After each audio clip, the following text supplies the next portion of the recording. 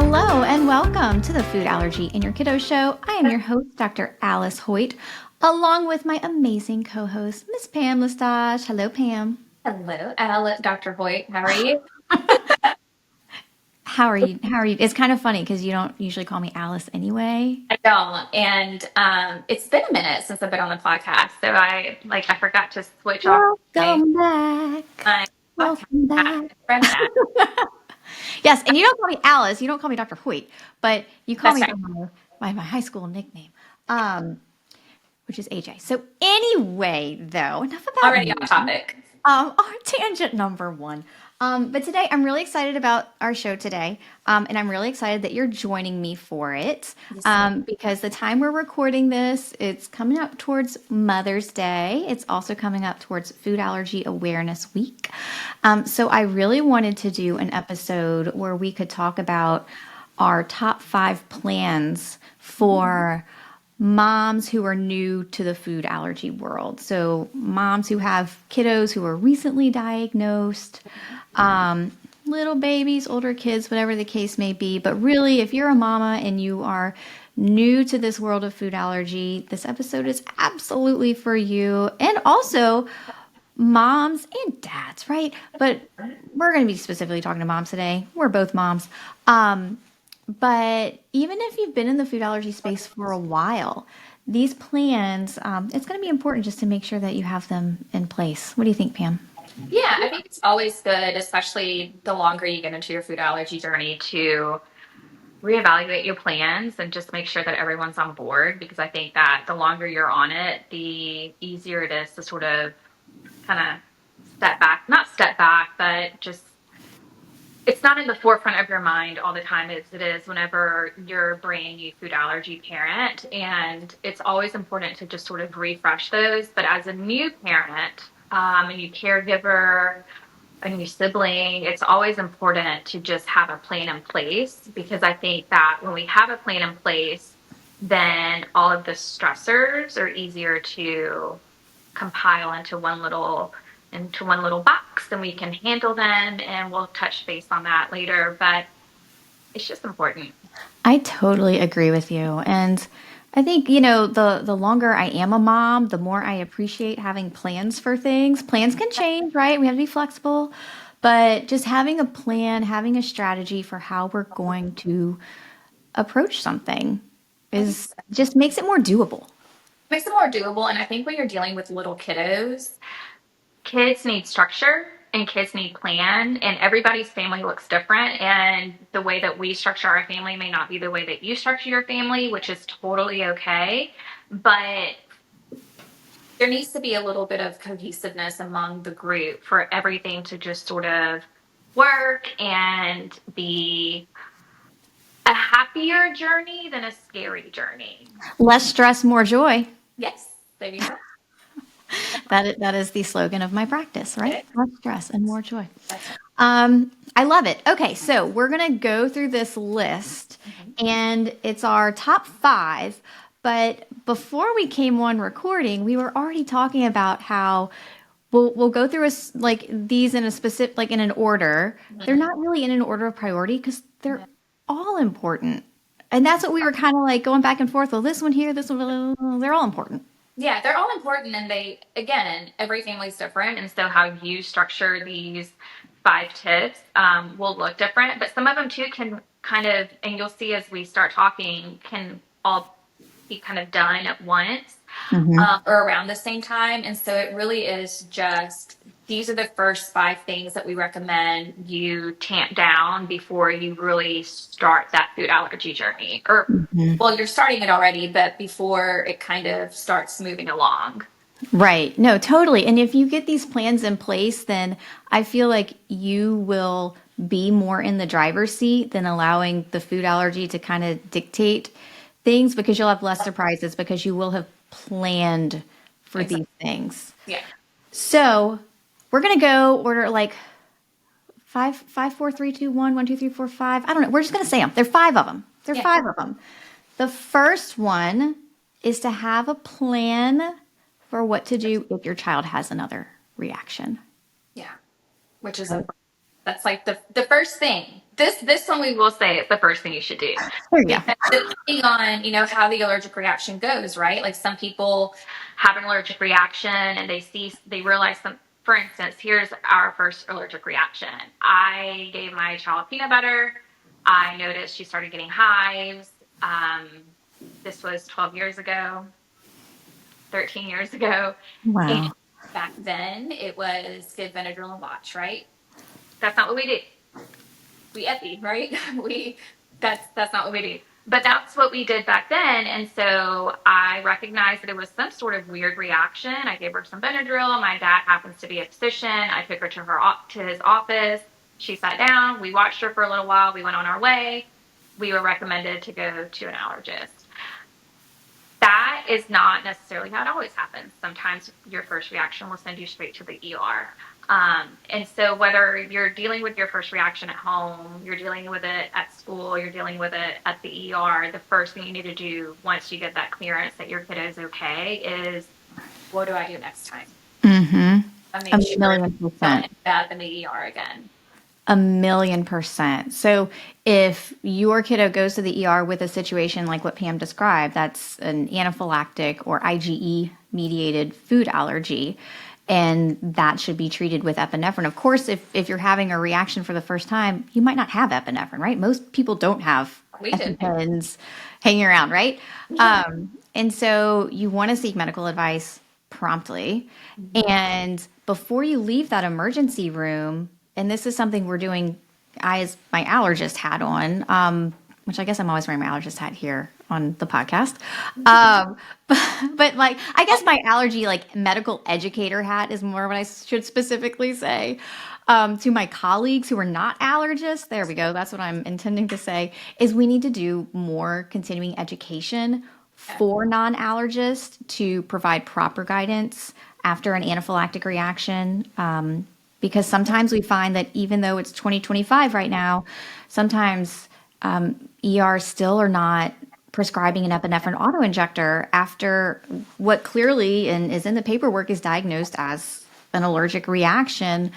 And so that's some work we need to do, but it's important as a mom that you have a clear plan for what to do in case your child were to have another reaction and also how to prevent another reaction. And so like in Pam's case, like she could pretty clearly see that, or tell me if I'm wrong, but it seemed like you could pretty clearly see like you had just given her peanut. It was kind of a new food, I think. And she started having a reaction to Yeah. the food you had given her. So you knew, okay, well, I'm not going to give her peanuts Oh yeah. anytime soon I until mean, an allergist tells me it's okay. yeah, and it was, I think as a new mom, and I mean, I was a new mom a long time ago, so I don't know what it's like to be a new mom now, but, back then, oh gosh, I'm about to age myself, but we didn't really use Google or, the internet to figure those things out. We bought books, and I'm not that old, guys, but like, like it's kind of what it was. And so we had all the books, like what to do. And the book said, these are the signs that you look for in case of a reaction. You give one food at, all of those things. And a lot of those recommendations have changed. And when I had my daughter, it was still you wait till a certain age and you give and you watch. And that's kind of what I did. And I think, mommy intuition kind of comes in too. I'm a firm believer that your gut is constantly telling you stuff. And it was a gut feeling. I was am very blessed that I have medical people around me. And so I did not go to the allergist right away because it wasn't necessarily recommended to me at that point. We were told to go, a year later. But now, obviously, knowing what I know, that would have been my first call. It would have been an allergist. But I knew that she couldn't have it anymore. I knew to have an EpiPen. I knew what to watch for. Um, and so I was lucky in that way. And so if you leave the ER and you're not getting that feedback, or if you leave your pediatrician and maybe they haven't, met a Dr. Hoyt that's been able to sort of provide that continuing education, then it's your job as the parent to try to find that to keep your child as safe as possible. And I think we do that as parents anyway. I think that we try to find all the ways to be able to make our child as safe as possible. So it's just sort of in a different way, a different Yeah. structure. No, I'm totally with you on that. And we're seeing more FPIES, food protein induced enterocolitis syndrome, which is profuse vomiting 1 to 4-ish hours after ingesting the food, and it's much more common in babies than in older kiddos. And it can happen not necessarily the first time they eat the food, sometimes even the first time. Same with anaphylactic food allergies. Sometimes Right. it's the first time, sometimes it's not the first time. Um, there's no magical number also for when a food is safe. Basically, if a kid's had a food a few times and has tolerated it, then we think it's usually pretty safe. Rarely do we see anaphylactic food allergies present like that, where someone's had peanut butter multiple times and then all of a sudden, especially in kids where they can't eat it. But that's also why we say early incorporation of allergens, not just early introduction, but early incorporation, especially in high risk kiddos who already have a food allergy or have severe eczema, should start trying these allergens, peanut, as early as 3 to 4 months in age appropriate forms, of course. But then keep it in the diet to teach the immune system to tolerate it. Early introduction is like a whole nother podcast episode. Mhm. But this also brings me back to our list, Mhm. which the next thing on our list is to see an allergist. And so I'm so interested, Pam, because you said something I think our listeners are probably wondering, like you weren't advised to see an allergist until the next year. And I've definitely had patients present to me who have said, oh, well, such and such doctor was an ER doctor or pediatrician said, like, usually an ER doctor, not so much pediatricians, but said, oh, well, you don't even need to go to the allergist until they're 2 because they won't do any testing until they're 2 anyway, which is inaccurate. But I will also say that allergists are more than just skin testers and more Right. than just lab orderers. 99% of me making a diagnosis and a correct diagnosis is the history, is Right. sitting down and talking with the family. And that is the best way for me to determine what is safe for your child and what is not safe for your child. So that ultimately, when a family is leaving my office, they know what is safe, what is not safe, or we make a plan by which we're going to tease that out. But I wonder, Pam, from your experience back then about not seeing the allergist until the next year, kind of like, would you mind elaborating a little bit more on how that happened and what you would do if that were the case today? Um, yeah, sure. So we went to the pediatrician right away. It happened close to her 2-year birthday, so we were already going to the pediatrician. And we mentioned it to her, and she said, "Oh, well." And mind you, we don't see this pediatrician anymore, but not because of this. But we have a wonderful pediatrician. Just in case she happens to listen to this, it's not you. But You're such a nice person, Pam. we love our pediatrician now. She's amazing. But the pediatrician at the time basically said, "Oh, well, it sounds like she had an allergic reaction. Here's a prescription for an EpiPen. Go fill it. Don't give her any peanuts. Come back for her next appointment. And at that point, we will do a food challenge." And I said, "Okay." Again, Oh, the pediatrician? the pediatrician said this. Yeah. And Wow. I'm, I'm sure. I'm saying wow because usually pediatricians don't do food challenges, number Yeah. one. But number two, um, you know, back in the day, back at that time of diagnosis, that management plan is Yeah. was perfectly respectable. Yeah. Today, we Oh, have yeah. other treatments for food allergies, so that would not be the best Well, next step, but it's not super far off. yeah. Interesting, she was planning or he was planning to do a food challenge though. Yes. But we'll get to that in a sec. Oh, da da da. Da, da, da. So basically, she just said, "Here's your epi. Don't give her peanuts." She didn't give any guidance. She didn't say what to watch out for. She didn't, say this is how you avoid it. So all of the education that I got was me figuring it out. It Yeah. was me researching, me talking to you, who I think you were starting your residency or fellowship. It was very early. I wasn't an allergist at She that was time. not an allergist, so this was just me talking to my best friend who happened to be in med school situation. My dad obviously is a doctor, So that's how I got my information. So the next year, when she's turning 3, I call the office. We've had a great year. And I say, hey, we're ready to schedule that food challenge. And she said, oh, well, we can't do that here. That's dangerous. Here's Oh, the allergist it's what information. every mom wants to hear. Right. And so I think at that point, it really hit me that this was more than just, oh, we should avoid the food, because I was not really educated by her as to like we didn't have an emergency action plan, none of that. Anyway, and so at that point, when that happened, my final red flag went up, and I was like, this is not the care my child needs. And so, luckily, I was able to get a recommendation for a wonderful allergist.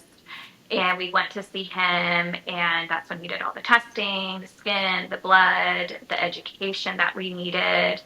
And at that appointment, I mean, I still remember driving home like in tears with her in the back, because it made it real. I think seeing Hmm. her out makes it real, and I think the sooner it can become real and you know what you're trying to tackle, the better. And Yeah. so looking back, when it happens, whether it's the ER or your pediatrician or your family, physician, even if they don't recommend seeing an allergist, go see an allergist. If it Yeah. happens, go see an allergist, because you will leave that appointment overwhelmed, but you should be armed with the tools on how to keep your child safe, what to avoid, all of the things that you talk about, that we've talked about Hmm. on this podcast.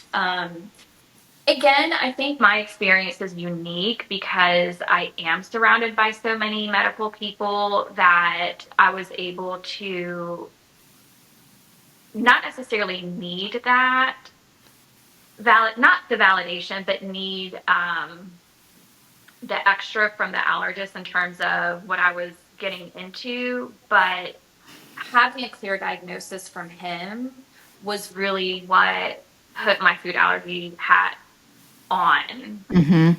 made me sort of the silent advocate, and sometimes the loud advocate that I became for my kid. And I think that's Fantastic advocate. And you're so research minded anyway that you're good at finding good sources too. So I mean you've done a fantastic job. I think that's too, is to say that until I saw the allergist, my sources were things like Facebook groups, because that was sort of the only social media that we had at the time, and mommy blogs. And sometimes, and we've talked about this so many times on the blog, social media can be a great tool. Hmm. It can also be a really scary tool, because Yeah. sometimes your own fears are reflected in what you're trying to share, and then it can kind of turn into this fear mongering situation. Yeah. And so, again, get your information from a food allergist instead of the internet, which was, Yes. which is kind of what I did for a year. But Yeah, and your allergist can also tell you some good yeah, resources. Lived experiences, you're absolutely right. From Facebook groups and hearing other people's experiences, what you're sharing, lived experiences are so important. They can absolutely. absolutely help us as moms, right? And just kind of hearing it of what's been your experience. That's always just like can be very helpful. But when it starts going into like the sensationalization and fear mongering, that's when we need to reel it back in. Right. And if you're listening to this and you've heard some like scary stuff about food allergy and you're wondering, oh my gosh, is that going to happen with my kid or whatever, the first thing you need to do is either call and schedule a follow up with your allergist or send them a message or something. That's where you want to get your personalized evidence based information from, specifically about your child. So seeing an allergist is so critical, and a lot of people don't really know to see an allergist and see an allergist as soon as you're given a preliminary diagnosis, whether it's the ER or a pediatrician or just you're seeing your child have some sort of reaction. You want your child to be evaluated by a healthcare professional, a doctor immediately, but you also your next step once your child is safe is to get in with an allergist. And continue seeing them. Yeah, especially now there's so many treatment plans available, different strategies, different whether it's oral immunotherapy, sublingual immunotherapy, omalizumab, there avoidance is still absolutely still a good treatment option, but Yeah. being able to have those discussions with an allergist who literally has done so much training to be able to take care of your child, that's who you want to get this information from. Which brings us to the next number 3 on the list is have a plan for testing. So whether it's skin prick testing, blood testing, ingestion challenge, just like Pam, you thought you had a plan, and then you're like, wait, that's not the plan. Okay. Yeah. I find that when I work with families and we sort of map out what's going to happen next, we give them the plan, I give them the anticipatory guidance, Mhm. then we are all working towards that common goal together. And there's no like, oh, what's going to happen next? I don't know. There's no, I mean, I hate that feeling Mhm. when I have a doctor situation and I'm like, oh, well, what are we going to do next? Like, I try very hard to make that never happen.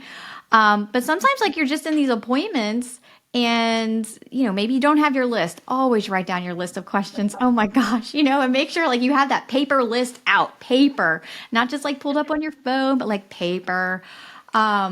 Because it's just so easy to turn the paper around and show it to the doctor so that they know what your questions are and then they can make sure you get them answered.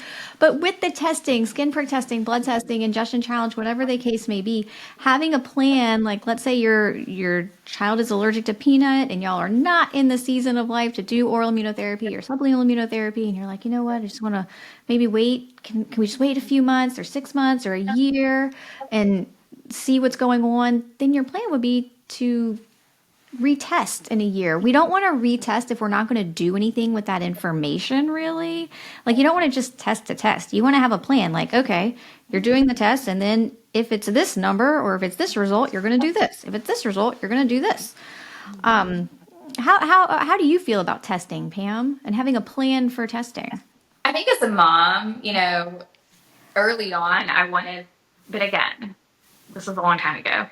I wanted to see the numbers because I like to see things happening and I like to have the information. And but then I quickly realized that it's traumatic for your kid to constantly be testing, and we weren't constantly testing her, but it was going to the allergist and just being told she's still allergic, and then kind of walking out and with a new epi prescription at the time. Just I don't know. I wanted something. I wanted something. Some However, objective data. We like right. objective data. And so, yes, if you have a child with an anaphylactic or IgE mediated food allergy, there's lab tests, there's skin prick testing. If you have a child with FPIES, there's not any testing. It's Right. all clinical history. And you're like, okay, well, they just had a reaction. So we're going to wait at least a year, likely, to re-challenge. Or maybe if it's egg or milk, then we'll try some baked products to try to do some sort of modified ladder for FPIES. Again, this is stuff you're discussing with your Yeah. allergist. I'm an allergist, but I'm not your allergist. So talk to your allergist about what we're Yeah. discussing. And I And then will say, wait, sorry, well, go let ahead. me say one more, because our EOE moms who are listening, eosinophilic esophagitis, that's one where having the management plan, the testing plan can be kind of like, wait, when are we going to rescope? Because with EOE, the only way to get that diagnosis, unfortunately, right now, is to do an endoscopy and have tiny biopsies in multiple locations of the esophagus. EOE is basically eczema of the esophagus, and the way we diagnose it is with an endoscopy, where a GI doctor goes down in the esophagus. Your kiddo is asleep under a anesthesiologist's care, and does tiny, tiny little biopsies. And we're looking for these types of allergy cells called eosinophils in the esophagus. Eosinophils should never be in the esophagus, and so we're looking for a certain number of them. And then if they're there, then we're considering this diagnosis of EOE, and then we do some things. Do we do this medication or do this diet plan? And then when do we rescope? And that is always the question. When do we repeat the endoscopy? Because as painful, and I'm a mom of a 5-year-old and a 2-year-old, and labs are a total bummer, right? No, Mm, no one likes getting their kiddos' labs done, and a lot of kiddos don't like skin prick testing, right? But like having to do a sedated procedure, I mean that like having a right. plan for these tests Yeah. just helps us as moms walk the road, I would say. I'm sorry, I interrupted you. No, Or maybe you interrupted me, or maybe we were just, we just interrupted each other. that's how we We just roll. have a lot to say, but I You will know. say, just bringing it back to how I feel about testing and having a plan is the more I learned and the more the world of allergy changed, the more I realized that the numbers the numbers are telling me something, right? But like they're not giving me the whole picture. And because we were very happy with avoidance, OIT was fairly new, not fairly new, but it wasn't being done the way it's being done Mhm. now. Um, it just wasn't in the cards for us, and we were happy to just go to our allergist and have that conversation with him, and he would say, we're just not going to retest this year. We'll see what the landscape looks like next year. And so, okay, so that's what we did. And he reminded us of all of our things, gave us new emergency action plans, any new data, he would relay that information to us. And so I do think that, again, it's important to go yearly to your allergist. At one point, we were going every 9 months. I don't know why. That's just the way it was happening. I don't necessarily think that was them. I think it was just my scheduling. Um, and so now, the older she gets, when discussions started happening about do we want to proceed with any of these new therapies, we tested again, and we saw that numbers kind of still looked the same. And so to me, at the beginning, it was more about how much information I can get. But again, remember, the Mhm. information then was still not what it is now. So Mhm. I think new allergy moms now just need to have a plan in place. And that doesn't necessarily mean doing new labs all the time or doing new testing all the time, but when appropriate. And Mhm. Yes. and even that, to me, not as a new allergy mom, just in the last 5 years, the landscape has changed so much that every time I went into the allergist, I was excited to see how he felt about the new things. And then, Mhm. listen to the podcast or do my own research and kind of see what you had to say or what others had to say, and then take all of that information and make a plan based on that. And Mhm. it's been pretty empowering, I would say, to just sort of get all of that from him, from you, from the world of evidence-based allergy information, and it just almost kind of gives a peace of mind. And I could talk about Mhm. this because, as we're transitioning to the adult care model, and so that's a whole new set of things that we could talk about that forever. But it's just important. Bottom Yeah. line, I spoke so much, but it's just important to have that plan in place, just also for how you feel about all of the things. Yeah, 1,000,000%. And you mentioned transitioning to the adult care model, which is basically when, she's growing up and she's going to be scheduling her appointments and she's going to be refilling her medications. And so it's important to start thinking about that well before it's actually time to do Mm-hmm. it. And hats off to you guys because you guys do a beautiful, beautiful job. And so all of this kind of brings us to our next, which is how to prepare other people to take care of your child. And so one thing that y'all are going to start thinking about is when she goes to college and making sure that she has access to safe foods, right? A lot of kids these days are required to purchase a meal plan and making sure there's safe options there and having a plan in place for how to communicate that to the school. I've definitely written letters and such for those types of situations, but things like camp, things like just going to school, having that emergency action plan, as we've talked about a few times now, whether it's an anaphylaxis action plan for a kiddo with food allergy, or an emergency action plan for FPIES, or an accidental ingestion plan for kiddos with EOE. Like, what do you do if somebody else is taking care of your kiddos, which happens all the time, right? I mean, whether it's early childcare or school or baseball or camp or whatever the case may be, anyone who's responsible for your kiddo, you want them to have a very clear plan on how to prevent, recognize, and respond to an allergy emergency. What say you, Pam? I learned very quickly that I needed to have all of my information in one place. And so it made it very easy every time I dropped her off at camp or at school or with a family member is I had a letter from my allergist kind of stating, the situation because especially early on, they may not want the epi on the child. They may want an adult to have it. I always wanted it on my child because it's on my child, exactly where it Mhm. is. And so I just had a letter where he would, explain the situation and explain that he was comfortable with that. I had pictures Oh, of a plug. child's. Epinephrine, your child's emergency medication should always be immediately accessible to your child, should not be locked, should be in a secure location, if not actually on their person, should Yes, be immediately accessible.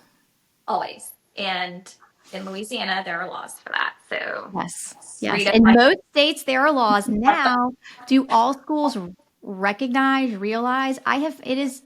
It never ceases to surprise me these days. Despite the laws on the books, sometimes some schools, non school entities are still just not where they need to be regarding being up to date. And yes, sometimes it comes to having to have discussions with that entity's attorneys to get the language changed. And for right. them to then realize, oh, it's actually a liability if I don't change our current outdated policy. And Yes. then once they realize that, it's much smoother and they're actually usually pretty grateful to the family for bringing it to their attention.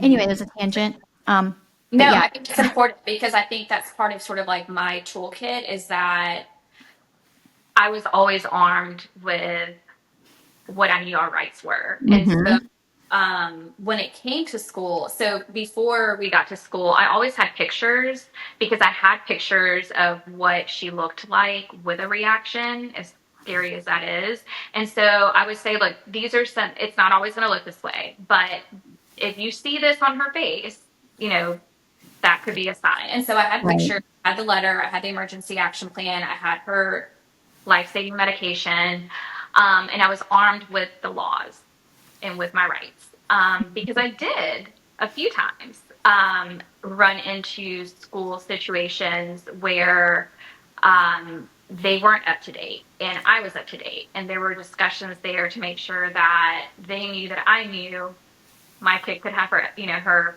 epinephrine on her person and it didn't need to be locked away. And because I knew my rights and her rights, it was always an easy conversation. I mean, obviously there Mhm. was some back and forths, but I think that's also another great tip is that you don't always need to be on the defensive because sometimes when we're on the defensive, our emotions can get the best of us and Mhm. you can't really have productive conversations with people that you want to Mhm. take care of your child if Mhm. you seem, or I'm not saying don't be emotional. It's an emotional topic and we'll touch on it in a second, but if you're armed with the information, if you're armed with her medication, if you're armed with a good plan, then you're giving that and you're taking hold of that Mhm. power Right. and you're armed and you know what to do, and it can just be a simple conversation. Hey, listen, Right. if you need to do your research, that's fine, but this is how you take care of my child, Right. and this is how to keep her safe, because a safe kid is better than a kid that you have to call an ambulance for. Absolutely. And at that point, when you have all of that lined up, you have objective information that you are passing along. This isn't just you saying, oh, hey, can we talk about this? And not having anything from your doctor, not having anything, you not coming to the table, understanding the your rights, your child's rights. Mm-hmm. So absolutely. Oh my God. And you're a master at that of, the squeaky wheel gets the grease, right? So we Yeah, don't ever want to like fade into the background and just assume a school is doing everything correctly, even if other great allergy families that go to the school and you're like, well, they go there and I guess this plan is okay because they go there. Never right. assume any of that. It's different Um, for everybody. And like when it yeah. comes to like camps and schools, we always provided safe snacks for her because it made her feel comfortable. We never made it, and I think this is important, parents, we never made it as if she was different. Mhm. So she got to sit with her friends and have a snack. And she usually had like a buddy that ate next to her that we knew wasn't going to eat something Yeah. that she didn't have. But we never wanted to isolate her because it's not her fault that she has an allergy. She was Right. born this way. And it can sometimes seem as a punishment whenever that child is excluded. Now, did she Mhm. have times where she was sad because the whole class got donuts and I didn't get the phone call early enough to provide her with something safe that she could have? Sure. But did we talk about it? Did we then, have something special for her? Yes. Mhm. So I think it's just a matter of having a good communication channel with whoever is taking care of your child. Mhm. Is what it Yeah. boils. I have a conversation with my 5-year-old now about, because she'll say like, "Well, that's not fair, mommy," about whatever the case may be. And I say, "Well, life is not fair. And sometimes that works in your favor and sometimes it doesn't. But life is not fair, and how we respond to it is our responsibility, and we can't blame others for how we're responding. Now, that's not to say it's not incredibly frustrating when, especially a school, it just feels like you have to fight tooth and nail to get what you know is right for your child. It is very frustrating. And as you alluded to, we're about to come to our number one. Um, but having those plans in place where you are saying to others, this is how you prevent a reaction in my child. These are foods that are safe. These are foods that are not safe. Whether it's EOE, FPIES, anaphylactic, whatever the type of adverse reaction to a food is, that it is powerful to provide others with a plan for what to do. And honestly, as a mom, like when I'm watching other kids, like I want to know, like I want to know that. And And I think when you I've come, been really go okay. ahead. I've been really happy like on the group me and stuff with the class moms and like all of this. Most moms are very supportive. Yes, there's Yeah. always going to be a bad apple where it's like, well, my kid really likes peanut butter. Why can't we have peanut butter? Like, but for the most part, I have found that most families are supportive because we all just want our kids to be included, right? We don't we I know I can just it just breaks my heart whenever my daughter or my son can't be like can't be included or wouldn't be included for something. Like that would just makes me so sad, and I would never want another family to feel that way. And I think most people are like that. Yeah. And I think to add to that, when you come with the information to them, to whoever it may be at a birthday party or whatnot, and they realize how serious that, oh, look at all this information, this is serious, then they take Mhm. it seriously and then they become more helpful. But you kind of Mhm. brush it off as, oh, it's okay, she'll figure it out. Mhm. Or whatever, just as long as she doesn't eat it. Or I think when you come armed, because there are those people, we Mhm. I've had many conversations with school nurses that will say, I have a form here and it says they have XYZ allergy, but they don't have an epi. And it's because they were never taught. Or, Mhm. I mean, there's obviously Totally. Or like, oh well, my kiddos only had hives with it's eggs, very so they don't mild. actually need an EpiPen. Like that is not true. That is inaccurate. So they need to be in with a board certified. Yeah. And so, Um, but when you sort of, with any, it's not just food allergies, but with any situation, when you sort of are a little lackadaisical about it, I don't know if I said that right, but then mhm. other people will be as well. Mhm. So when you come armed, it's not to scare them, because I can't tell how many Right. times people are like, oh, I'm scared. I'm not telling you this to scare you. I'm telling you Right. this because this is a fact and these things could happen. And I need you to know if they do happen, how to Mhm. take care of them. And that's it. That's Right. that's all I'm doing. Right. I try to work with families, my whole team, we try to work with families to teach families to respect the allergen, not to fear it. Right. And Yeah. so when we project that respect for it, I think other people recognize it. And to your point, you said something about, oh, she just can't be around it. Like when somebody's saying like, oh, well, she can be around it or can't be around it, whatever the case may be. And you talked about earlier about transitioning to the adult care model. Just because that she can't, like, she could be around peanut butter and that and she knows that, right? But like, if you're at a party, do you really want to be around something that when you smell it, it really makes you feel really queasy? Mhm. Like, like no. And Yeah. so when our kiddos are younger and they can't make the the conscious decision of like, okay, well, I'm allergic, I can't eat this. We have to put very strict safety rails, guardrails in place to keep that child safe. Because that child, if they're sitting next to a little kiddo, a 2 year old, they're sitting next to another little 2 year old who's just like chowing down on Reese's peanut butter cups, and that little kiddo has a peanut allergy, then of course the little kiddo is just going to want to try to eat it, or they might, play feed each other, blah blah blah. Like we have to put safety rails in place. But as they get older, it's important that we teach kiddos what is safe, what is not safe, so that then they can make those decisions.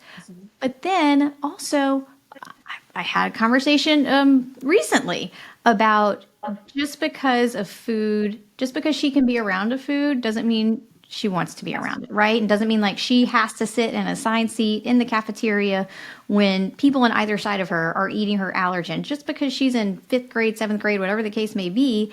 And you're right, it being around her is not going to cause anaphylaxis. It's not going to cause anaphylaxis. It's not going to kill her, right? Mm-hmm. But that doesn't mean she should have to be around it, right? These are the nuances Yeah. that come with discussions with your allergist, with having a plan in place. And that particularly, FYI, would go into an individualized healthcare plan.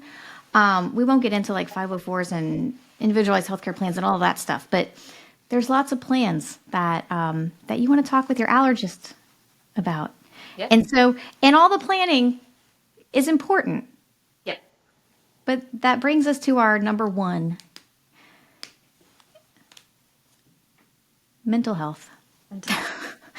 Mental health. You as a mom have just heard a new diagnosis for your child. I have heard it said many times that this was not the life you expected for your child. No. And it's important to just take time and recognize that and allow yourself to feel the emotions that come with that. Yeah, it's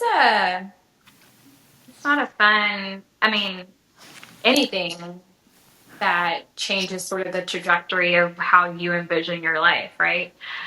Is not fun. But being told that your kid could die from a food is pretty mind-boggling. And it takes a minute. You kind of have to mourn sort of the ease that was the day before, right? The day before you were, buying peanut or buying M&Ms and not thinking twice about popping them in your mouth. Or my husband used to have peanut butter jelly time while we were watching shows, and our daughter was in between us, just kind of munching on her little snacks. And the next day you give her peanut butter jelly time and your world changes. And that's so scary. And no one ever wants to go through life thinking that your child can get harmed. And so when it becomes a reality over food that's supposed to nourish them, it's there really are no words. I mean, it's so hard to describe that. And at least for me, I went through a mourning period. I handle my emotions differently depending on situations. I had to wrap my brain around it, and the way that I did that was bombarding myself with information, which was good and bad. But overall, you just have to realize that it's okay. It is okay. And I know this now, and I can talk about my child's first reaction and not shed tears, and I can think about her future and not spiral, but it took a bit to get there, right? Like it took some time to arm ourselves with the tools, arm her with the tools, especially now at, almost 16, to know that it's going to be okay. Life just looks a little different, and we have to make more concessions when we go out of town. We have to make sure that there's safe places for her and places where she feels comfortable. Um, Arming our families with all of the information.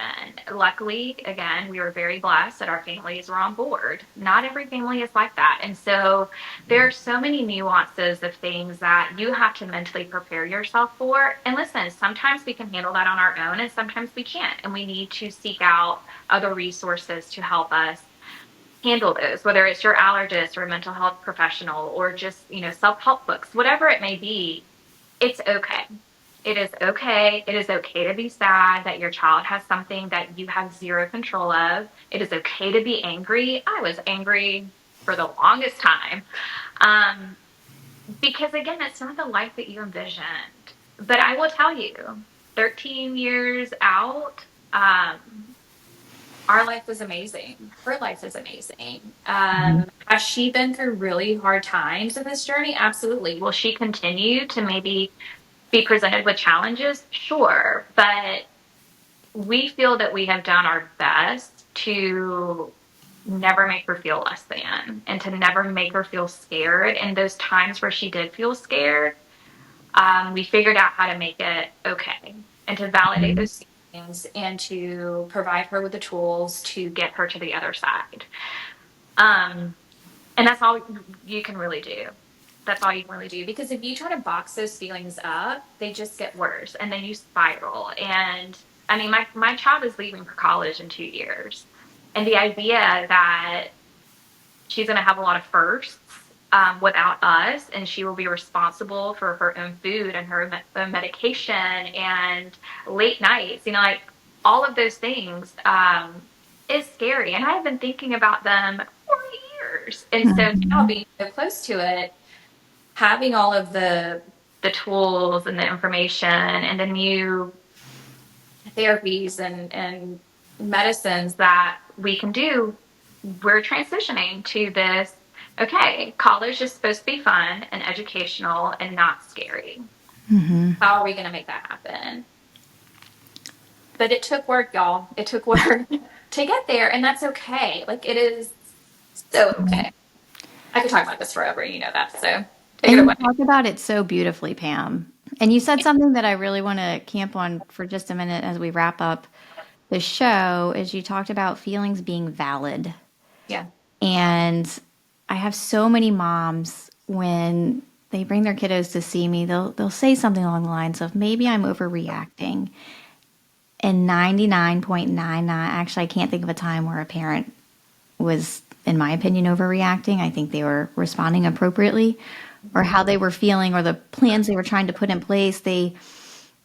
We sometimes think like, oh, well, I'm overdoing it here. Like, it is our job at the end of the day to take care of these children. Like, God entrusted our children to us. I firmly believe that. And it is my job as a mom to keep that child safe and help that child grow and ultimately serve God and contribute to the community. And when you get a diagnosis thrown at you, you're like, wait a second. I'm I'm already like trying to be the best mom possible and now this, like, what? Mm-hmm. And trying to keep your child safe. That it's hard enough. It's hard enough, but then you add a diagnosis to it. You're like, oh Yeah. my gosh. So taking a moment to feel like, okay, my feelings are valid. It this we're going to get through this. Mm-hmm. But yes, this is a time to just stop and reflect Mm-hmm. and feel the feels and then put these plans into place. Mm-hmm. Yeah. And I will say, when you said, parents come in and they feel like they're overreacting, I can firmly look back on the last 13 years and, see places where maybe my safety nets were a little higher because I was, in the trenches and learning and it was on you. I don't regret any of it. And if you thought I was overreacting, that's a you problem, not a me problem. I was keeping my kids safe, and Mhm. I would not change a thing. I would not change a thing. And so, moms and dads, grandparents, aunts, uncles, whoever is the caretaker of a kiddo with a food allergy for the first time, um, it does not matter what other people think your reaction is or how they feel your reaction should be. It's your reaction. You deal with it the way you can. And you put safety walls anywhere you can and be okay with that. It is okay. Preach, sister. Preach. And now our listeners, these new mamas, hi, new mom, Hey, mamas. now have plans, a little Yeah. outline of what you need. Yeah. Very helpful. Very Yeah. helpful. I think it's just just the simple things to try to make sure that something that is scary. I mean, I don't want to say it could be scary. It is scary. Um, isn't dictating how you live your life. Hmm. Right. You were putting the plans in place. Yeah. Sometimes plans need to change, but you have the power to put the plans in place. Oh, I love it. Pam, thanks so much, of course, for coming on the show. I know you haven't been on in a while, so I'm so happy that you were able to join today. I thought this was the perfect episode for you to come on, so thank you. Thanks so much for tuning in. Remember, I'm an allergist, but I'm not your allergist. So talk with your allergist about what you learned today. Like, subscribe, share this with your friends, and go to foodallergyandyourkiddo.com where you can join our newsletter. God bless you, and God bless your family.